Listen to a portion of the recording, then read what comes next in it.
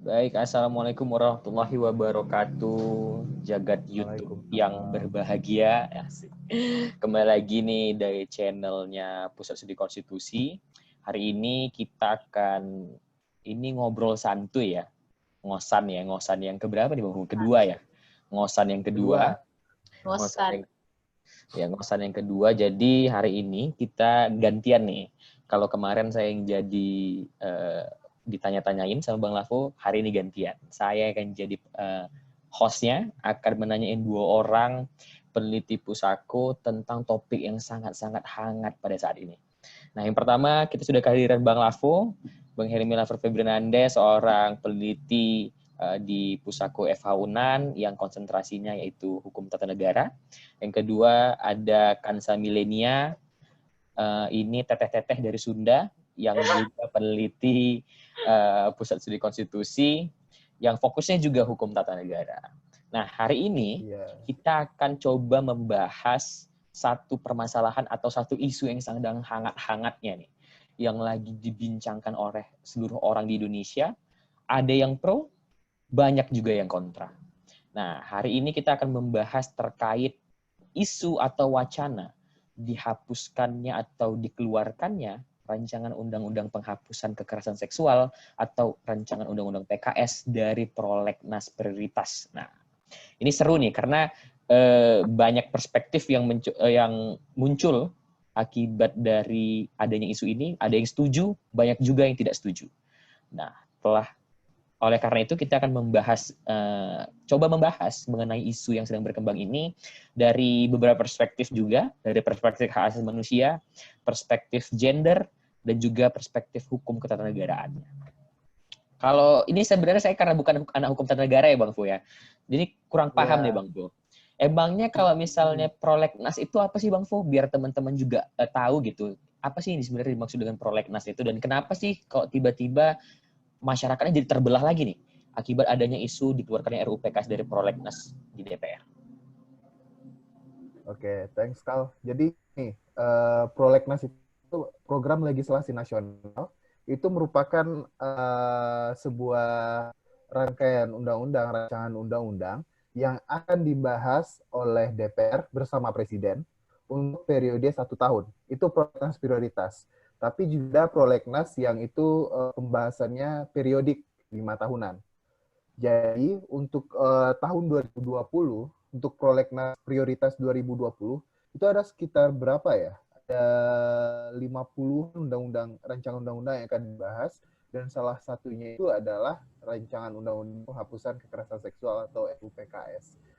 Jadi permasalahan yang muncul belakangan ini adalah tentang dikeluarkannya beberapa rancangan undang-undang dari prolegnas prioritas dan dimasukkan beberapa undang-undang baru di pembahasan untuk tahun 2020, dan salah satu RUU yang dikeluarkan itu RUU penghapusan kekerasan seksual yang akhirnya menimbulkan gejolak lagi di masyarakat karena sebelumnya di gerakan reformasi di korupsi itu RUU PKS termasuk salah satu tuntutan yang untuk segera disahkan. Dan sebagai komparasi, RUU Minerba itu merupakan RUU yang ditolak oleh publik untuk dibahas dalam prolegnas, dan sayangnya atau ajaibnya itu merupakan RUU yang malah disahkan cepat oleh pemerintah bersama DPR, RUU Minerba, sedangkan RUU penghapusan kekerasan seksual itu dikeluarkan. Mungkin di situ menariknya bagaimana sikap DPR bersama pemerintah dalam menampung aspirasi publik dalam melakukan pembahasan undang-undang itu. Aneh juga ya Bang ya. Jadi kayak yang dilihat sama masyarakat, yang diminta sama masyarakat malah dikeluarkan, tapi yang di dalam tanda kutip ditolak gitu, malah jadi yang diprioritaskan gitu. Nah, ini menjadi masalah sebenarnya ini ya. Nah, Iya. kalau saya pengen nanya dulu deh, ini karena RUU PKS sangat berkaitan erat dengan penghapusan kekerasan terhadap wanita ya dalam tanda kutip yang banyak diatur di dalam RUU PKS itu adalah penghapusan kekerasan terhadap wanita. Pengen nanya dulu nih ke Kansa, gimana sih sebenarnya menanggapi atau melihat dinamika pembahasan RUU PKS ini yang memang pada awalnya sudah menjadi perdebatan panjang dan sempat hening, Apalagi karena kemarin pandemi corona hening, dan sekarang tiba-tiba pengen dikeluarkan dari prolegnas prioritas. Gimana menurut Kansa? Kalau dari perspektif aku sendiri sih ya, sebenarnya memang cukup kecewa gitu ketika memang RUU ini dikeluarin dari prolegnas prioritas. Karena apalagi alasannya yang sangat lucu ya, kalau kita lihat alasan-alasan yang di atau statement para pembentuk undang-undang tersebut mengeluarkan RUU PKS ini kan salah satunya karena memang katanya pembahasannya yang sulit, seperti itu. Seolah-olah ada pesimistis dan juga gampang nyerah lah gitu para pembentuk undang-undang. Jadi mereka itu merefleksikan dirinya yang pesimistis kepada masyarakat. Itu sesuatu yang lucu banget ya sebenarnya. Rakyat harusnya diberikan pengetahuan, dicerdaskan gitu ya bangsa. Malah tapi pribadi atau kelakuan gitu ya. Kelakuan para pembentuk undang-undang ternyata menunjukkan sikap pesimistis. Ini sebenarnya lucu banget sih gitu. Nah, kalau dilihat dari keterbutuhan RUU PKS ini, aku lihat memang sangat penting ya. Di berbagai sosial media dan juga data-data juga sudah ditampilkan, itu juga memang melihat sebenarnya tingkat kekerasan seksual, terutama terhadap perempuan itu memang semakin meningkat tiap tahun. Berarti kan sebenarnya ada urgensitas dong, dan dia penting sebenarnya juga harus menjadi sebuah prioritas gitu. Tapi malahan dengan alasan yang sangat lucu gitu ya, yang mungkin itu diketawain kali ya kalau sama mahasiswa jawabannya seperti itu, atau bahkan sama dosen kita jawabnya, Bu nggak bisa Bu gitu, ini susah banget gitu, kayak waduh itu langsung auto kali nilainya gitu ya, mungkin ini juga bisa jadi rapor merah buat DPR sebenarnya. Nah jadi ketika kita melihat angka yang cukup signifikan peningkatannya terhadap kekerasan seksual terutama terhadap perempuan, tapi salah satu langkahnya DPR malah mencabut, ya tentulah kecewa gitu. Meskipun memang pembahasan terhadap RUU PKS ini kan memang cukup rumit karena dimensi sosialnya begitu kompleks gitu. Dia juga berkenaan secara langsung dengan isu agama gitu kan. Juga ada tuduhan adanya boncengan feminis yang juga ternyata sifatnya atau paham liberal di dalamnya itu banyak sekali gitu, tuduhan-tuduhan demikian, dan bahkan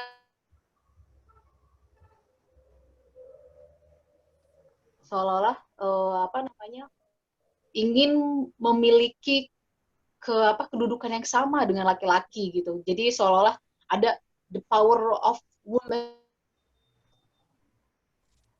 untuk punya posisi yang sama ya. Pokoknya paham-paham feminis yang sebenarnya tidak, atau liberal, feminis yang liberal,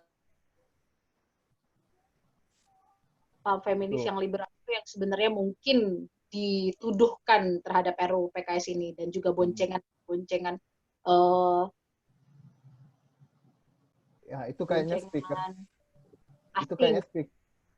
speaker Kansa dikerjain sama apa tuh, sama SG Twitter tuh.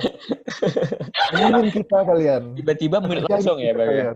Kok iya, gawat gitu. Bentar, ini tante aku nelfon, jadi memang agak barbar kalau cuman berbicara tentang ini ya, tentang feminisme ya, kita sedikit aja ya, nggak usah terlalu banyak. Kemarin tuh ada nengok tweet lucu sebenarnya di Twitter sama di Instagram. Masa ada yang bilang gini, ada segerombolan, saya nggak bilang itu siapa, tapi segerombolan orang, entah itu orang ataupun siapalah ya gitu ya, melalui akun Twitternya itu mengatakan bahwa mereka menolak ketika seorang istri memasakkan suaminya untuk bawa bekal ke kantornya. Nah, ini sebenarnya membawa menjadi pemecah juga menurut saya di tengah panasnya perdebatan mengenai hal-hal seperti ini, sebenarnya membawa dampak buruk terhadap pembahasan yang harusnya lebih substansial gitu kan.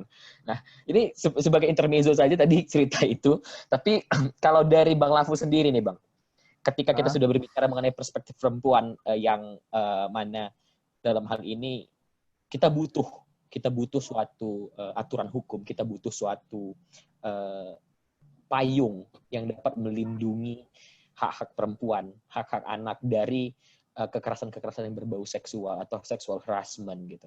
Nah, kalau dari sisi HAM-nya sendiri, seberapa butuh sih Bang? Apakah ini hanya berbicara tentang perempuan, ataukah ini jauh lebih besar? Berbicara juga tentang hak asasi manusia seluruh warga negara. Oke. Jadi gini, sebelum itu saya mau bahas sedikit tentang yang tadi sempat dibahas, alasan dari DPR mengeluarkan RUU PKS dari prolegnas prioritas. Wah, sudah terang. Luar biasa, saya Ini ngomong ada langsung ada terang. ada banyak kejadian-kejadian aneh di sini ya. Emang, Nikmati sendiri, lampu tiba-tiba hidup. Wah, takut saya jadi. saya curiga. Oke, lanjut. Kenapa nggak masuk prolegnas prioritas? Kan yang paling soroti itu pernyataan bahwa pembahasan RUU PKS sulit sehingga DPR ingin akan mengeluarkannya. Sebenarnya kesulitannya itu tidak ansih cuma dalam hal substansi, tapi juga permasalahan lobbying di dalam balik, di dalam fraksi-fraksi dalam partai di DPR yang seperti publik mengetahui bahwa banyak partai-partai yang secara tegas mengatakan bahwa dia menolak keseluruhan rancangan undang-undang penghapusan kekerasan seksual. Pertama. Lalu kemudian yang kedua, kita sebagai masyarakat juga harus melihat permasalahan ini secara objektif, bahwa harus diakui bahwa terdapat beberapa substansi dalam RUU PKS yang masih perlu untuk dibahas bersama. Karena gimana ya, beberapa poin itu malah masyarakat memandangnya ini misalnya aja feminis liberal. Nah, untuk pembahasan soal itu sebagai suatu paham atau ide itu nggak berdiri tunggal, nggak berdiri sendiri aja. Dia itu turunan-turunannya gitu.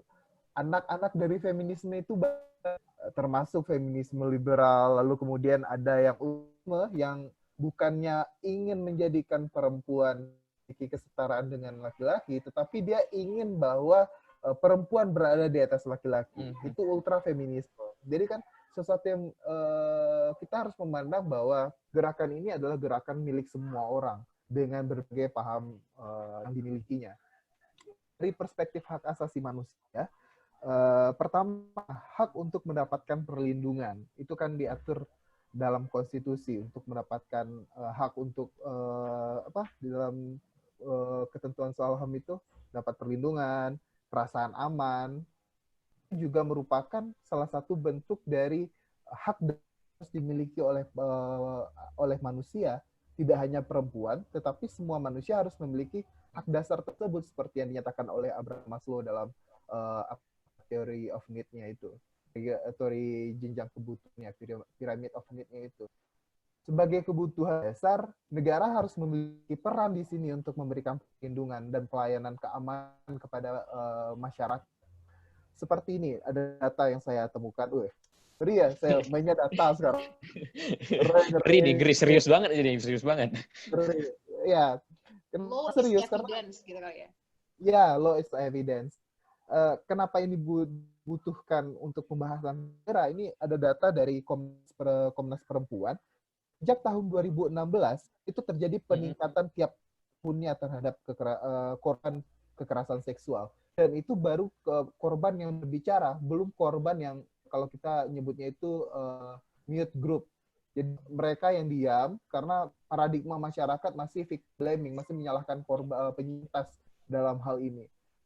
Pertama, menurut saya, selain munculnya regulasi perlindungan, pemerintah juga harus memunculkan edukasi kepada masyarakat untuk mengubah pola pikir yang selama ini menyalahkan korban. Jadi pemerintah datang dengan regulasi dan pemerintah datang dengan edukasi. Kombinasi tersebut dapat, saya yakin, menekan pertumbuhan kekerasan seksual. Karena edukasi tidak hanya diberikan untuk melindungi penyintas, tetapi edukasi juga buat yang pelaku-pelaku ini loh.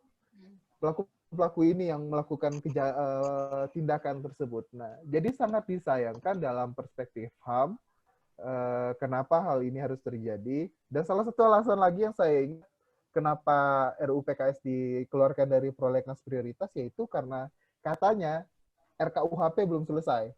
Jadi beberapa ketentuan harus satu gariskan dengan disinkronkan dengan ketentuan yang ada dalam KUHP. Menurut saya ini juga alasan yang tidak terlalu kuat, karena misalnya kalau ini adalah kebutuhan yang mendesak, munculkan dulu regulasinya, kita memiliki mekanisme revisi undang-undang. Kalau misalnya RKUHP dan penghapusan kekerasan seksual rasanya tidak koheren, tidak sinkron, ya lakukan revisi. Toh kita juga ada ada hukum ini saya lupa loh, yang pos apa gitu kan. Pokoknya Pos apa undang-undang tuh? yang baru, saya lupa ada gimana hukum itu. Pokoknya Nanti coba dicantumin eh, kali di bawahnya ya Lex apa gitu. Anda mempersulit kerjaan editor kan, Sa. Pokoknya Lex ketentuan hukum yang posterior derogat legi priori, Bang Bro. nah itu. Jadi ketentuan yang baru menggantikan ketentuan yang Ketentuan lama. yang lama. Jadi kalau ketentuan pidana yang ada dalam RK Undang-Undang PKS yang setelah disahkan tidak sinkron dengan yang ketentuan dalam KUHP, ya udah sinkronin aja. Kita memiliki apa itu loh. Kita memiliki tools itu loh, alat itu loh, mekanisme itu loh gitu. Gitu, Kal. Mungkin pertanyaannya perlu dijawab oleh DPR adalah ketika RKUHP tidak selesai, kapan RUU PKS ini akan dibahas kembali? Pertanyaan besarnya adalah itu. Kalau seandainya RUU PKS, kalau alasannya itu, jadi gimana ya? Kita masih berpikir loh, kalau di RUU KUHP nggak selesai, RUU PKS nya bernasib sama dong, kalau gitu kan? Nah, mungkin itu yang perlu ya kita cari jawabannya bersama-sama nanti ya.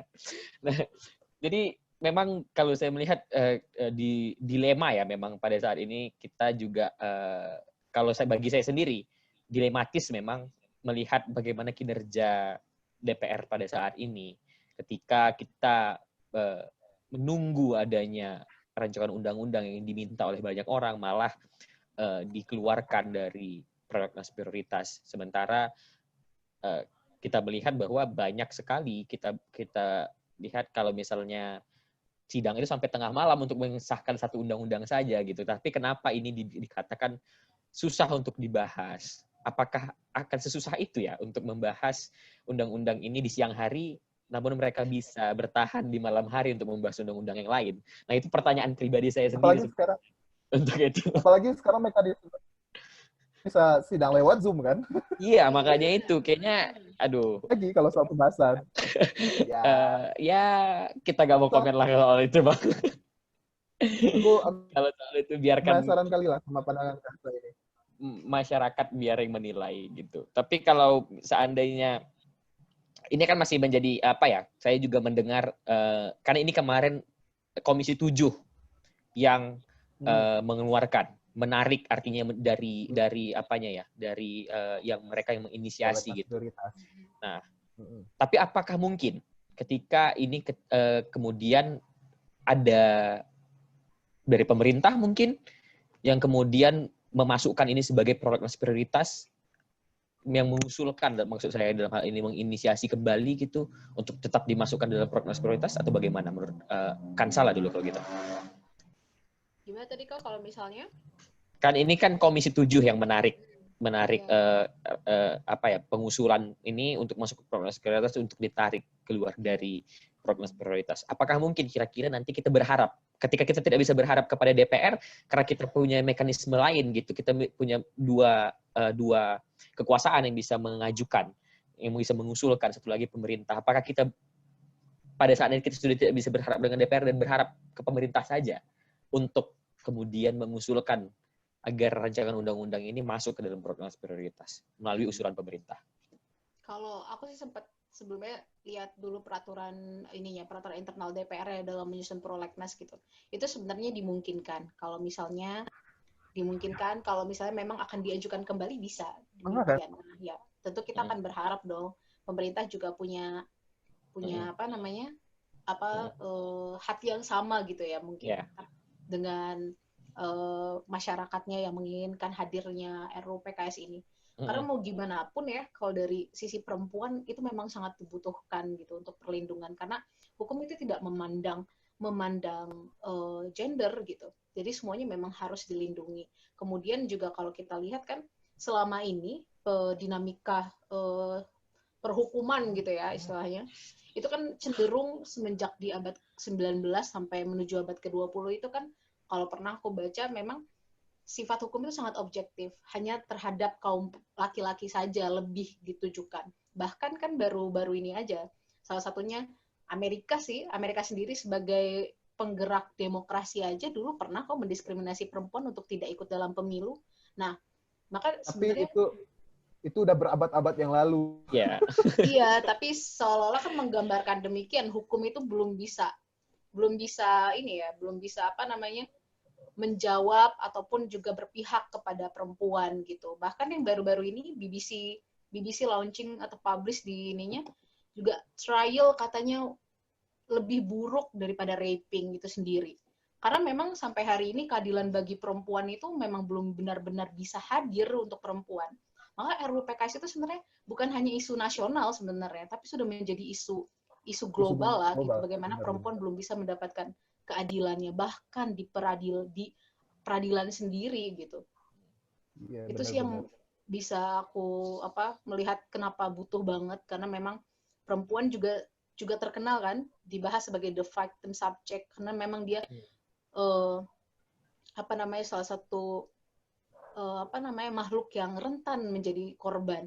Karena apa? Di berbagai literatur disebutkan, baik secara nature maupun nurture, dia memang terperangkap dengan alam.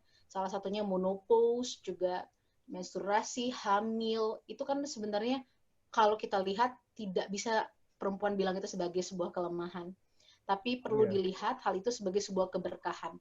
Tapi banyak banget orang-orang, terutama juga kaum laki-laki, itu juga mensalahgunakan keberkahan itu kepada perempuan yang akhirnya berujung kepada adanya stereotip ataupun pandangan bahwa laki-laki lebih kuat karena dia tidak hamil, dia tidak menstruasi, dia tidak menopause. Nah, maka perlu sebenarnya ada instrumen atau hukum yang melindungi perempuan atas keberkahan perempuan itu sendiri. Kalau menurut aku sih seperti itu. Ini udah cocok nih, tinggal 4 tahun lagi nunggu waktu 25 tahun udah bisa nih Bang. Masuk langsung menjadi calon anggota DPR untuk mewakili aspirasi perempuan gitu kan. Keren. Saya kedengernya itu udah kayak kampanye barusan. Iya, udah. Ini kalau kita boleh tambah ini nanti di apa ya? Tambah di itunya nanti kita kasih back sound, itu keren banget pasti. Kayak motivasi gitu. Tapi saya mendengar yang dikatakan Kak Azza tadi, saya jadi teringat satu film sih sebenarnya. Satu film tentang seorang judges, seorang hakim Supreme Court dari Amerika Serikat, Ruth Bader Ginsburg, seorang pejuang hak asasi perempuan yang dulu pada saat itu perempuan masih dianggap di nomor 2 kalah di dunia hukum terutama ya, sehingga tidak ada hakim ataupun praktisi hukum dari seorang perempuan, dan Ruth Bader Ginsburg adalah hakim perempuan pertama Amerika Serikat. Nah, ini mungkin yang perlu kita contoh dari beberapa negara yang sudah berhasil menyeimbangkan antara yang dimaksudkan dengan menyeimbangkan namun bukan dalam arti ekstrim ya. Tetap menghargai perempuan dan menempatkan perempuan bukan dalam hal yang seperti dikatakan Kansa tadi gitu. Karena saya yakin kalau ketika RUU PKS ini dibenturkan kepada beberapa agama, saya yakin agama-agama pun yang legal di Indonesia itu sangat-sangat menjunjung tinggi peran seorang perempuan. Gitu. Nah, jadi menurut saya benar sekali apa yang dikatakan Kansa tadi, kita memang perlu dan reformasi mungkin ya menurut saya lebih kata yang tepat adalah reformasi terhadap supremasi dalam tanda kutip ya, supremasi laki-laki tadi sih kalau menurut saya. Kalau menurut Abang gimana Bang Fo? Pendek aja ya, menurut dorongan dari publik ini dibutuhkan pada saat ini karena kita mengetahui dalam beberapa aspek beberapa undang-undang didahului atas beberapa kebutuhan dalam keadaan situasi seperti dalam berhubungan dengan ekonomi dibutuhkan. Tapi jangan sampai lupa bahwa hak paling dasar yang harus diberikan oleh negara itu adalah hak perasaan negaranya. Jadi hal itu dibutuhkan, dan dengan publik kalau bisa jangan cuma trending dunia maya dan yang lainnya. Mari kita sebuah kajian, kan katanya sulit nih, kita bikin kajian ya, mudah dibaca, sehingga dapat dipahami oleh publik bersama gitu. Setuju Bang Fo. Berarti kita tidak hanya berdiam diri untuk dan mengatakan bahwa lawan, tapi kita melawan dengan ilmu. Apa yang diminta DPR, yang katanya sulit membahas ini, kita jawab. Kita sama-sama jawab sebagai akademisi, sebagai orang yang bisa berpikir tentang hukum, sebagai mahasiswa hukum, kita harus bisa jawab tantangan ini dengan sebuah karya, yaitu kajian-kajian yang menunjukkan bahwa DPR ini tidak sesulit apa yang kalian bayangkan gitu. Iya, DPR. Mungkin jangan sulit-sulit. Jangan sulit-sulit. Jangan sulit-sulit. ya kita permudah lah bahasanya kayak gitu. Oke, siap. Iya, siap. Nanti kalau sulit, nanti dibilangnya makin sulit juga memahaminya ya, Bang Bo ya. Bukan Oke, saya yang bilang, Anda meremehkan. ya lah. Ya, ya. Kita yakin, kita masih percaya dengan orang-orang yang berada dalam DPR, anggota-anggota DPR, wakil-wakil kita di DPR di Senayan sana, bahwa mereka masih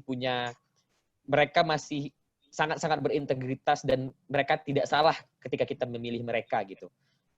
Kita juga Benar. menaruh harapan besar kepada mereka untuk tetap bisa menerima aspirasi rakyat dan membuat Indonesia semakin jaya lagi gitu. Terakhir mungkin dari saya mewakili mungkin semua dari sini kepada rekan-rekan semua yang melihat tayangan ini, sama-sama tidak hanya terbatas pada RUU PKS ini, tapi kita juga mendorong DPR untuk terus bisa membangun dan menciptakan regulasi-regulasi hukum yang menunjukkan citra hukum baik di Indonesia dan semakin baiknya dunia hukum di Indonesia. Mungkin itu saja untuk ngosan kali ini, ngobrol santai kali ini, walaupun tadi saya lihat agak begitu cukup serius ya, apalagi dibawa Bang Lafo dengan data dan dibawakan saya dengan kata-kata yang kata-kata yang sangat menyahanyutkan dan membuat hati tersentuh gitu ya. Terima kasih Bang Lafo, terima kasih Kansa, untuk teman-teman semua yang udah nonton juga terima kasih. Jika kawan-kawan pengen lagi ada sesi-sesi yang lain di tentang segmen ngosan ini, mohon cantumkan di bawah di kolom komentar apa kira-kira yang bisa kita bahas lagi, yang bisa kita diskusikan lagi tentang dunia hukum, politik, dan juga hak asasi manusia di Indonesia.